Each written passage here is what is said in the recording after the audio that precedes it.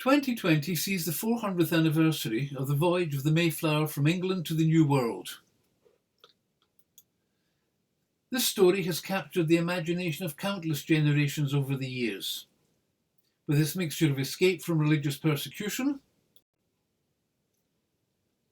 hardship on the high seas, and the promise of a new start in a new country. What has always slightly irritated me is the focus that has always been placed on Plymouth as the epicentre of this tale.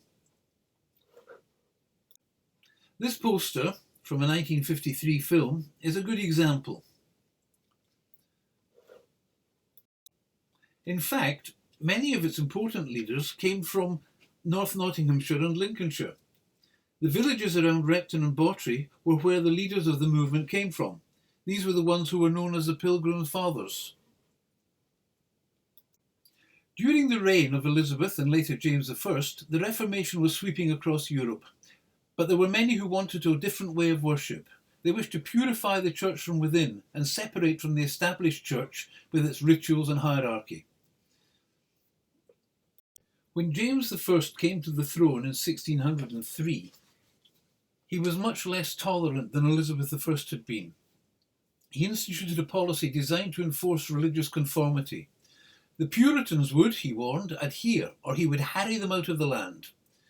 It was the king's belief that his throne depended on the church hierarchy, hence his saying, "No bishop, no king." A group of Puritans in the village of Scrooby in northwest Nottinghamshire formed a separatist congregation. It came to number about 100 members. They met at the home of William Brewster, which was called Scrooby Manor. He was the local postmaster and bailiff, and he was instrumental in the formation of the group. He was an old friend of John Robinson, who was the pastor of the Pilgrim Fathers. He was one of the early separatists and regarded as one of the founders of the Congregational Church. He also came from Nottinghamshire, and he had been at Cambridge with Robinson. Another leader was William Bradford, who came from Austerfield, near Bawtry. He gave them the name by which they are known in history, when he described himself and Robinson's followers as pilgrims and strangers upon the earth. There was another congregation in Gainsborough, and they used Gainsborough Hall, whose owners were sympathisers, and they were led by a man called John Smythe. However, after persecution, Smythe and his congregation decided to leave Gainsborough in 1606 and go to Holland. English separatists had been settled in Amsterdam since the late 1500s, and they were able to worship as they chose. In the autumn of 1607, the Scrooby congregation also decided to emigrate to the Netherlands. They set out on foot for the 60-mile journey to the port town of Boston in Lincolnshire. Awaiting them was a sea captain who had agreed to smuggle them out of the country. However, before they got to Boston, the captain betrayed them to the authorities. The separatists were searched, their money taken, their belongings ransacked. They were put on display for the crowds and confined in cells on the first floor of the Boston Guildhall, seen here.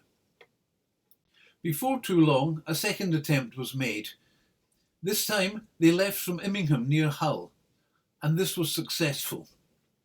Robinson and Brewster and the other leaders stayed behind until the following year to help the weaker members. They arrived in Amsterdam in August 1608.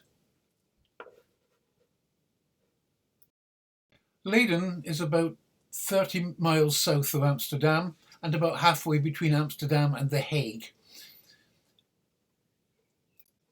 After a few months in Amsterdam, the congregation fell out with other. Brewster was a printer, and along with another member of the group called Edward Winslow, they printed and distributed religious literature, which the English establishment considered seditious.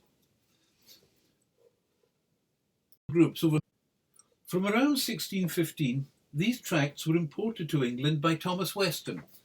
He was a separatist sympathiser and a member of the Merchant Adventurers. This was a trading group formed in the 15th century.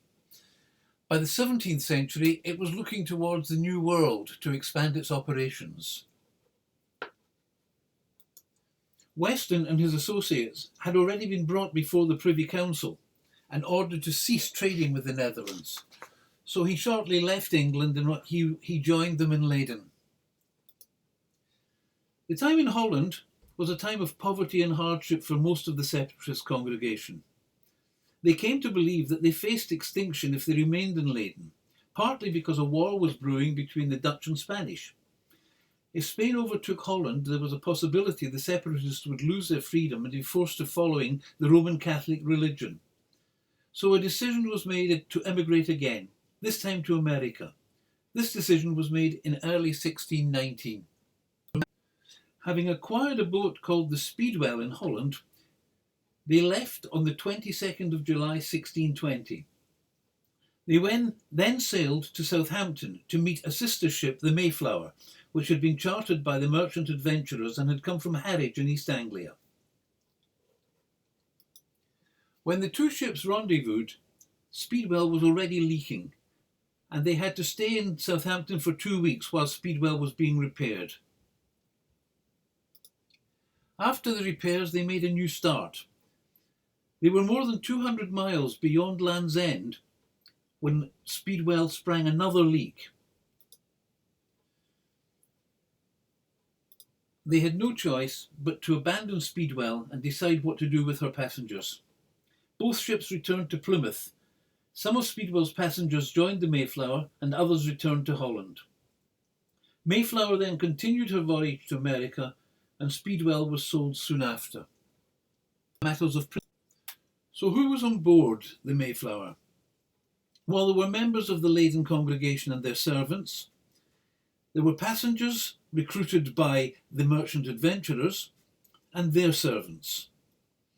There were also some children, and of course there would have been stores, tools, weapons, some live animals, dogs, sheep, goats and poultry. The larger animals, horses and cattle, came later. On November the 9th, 1620, they sighted what is today called Cape Cod. They spent several days trying to sail south to their planned destination of Virginia, where they'd obtained permission to settle from the merchant adventurers. However, strong winter seas forced them to return to the harbour at Cape Cod. During the first winter there, the passengers remained on board the Mayflower, suffering an outbreak of various contagious diseases, for instance, scurvy, pneumonia and tuberculosis. When it ended, only 53 passengers remained, just over half. Also, half of the crew died. In the spring, they built huts ashore, and the passengers disembarked from the Mayflower on March the 21st, 1621. They had arrived and decided to move to Leyden, about 30 miles away, where they stayed for about 10 years.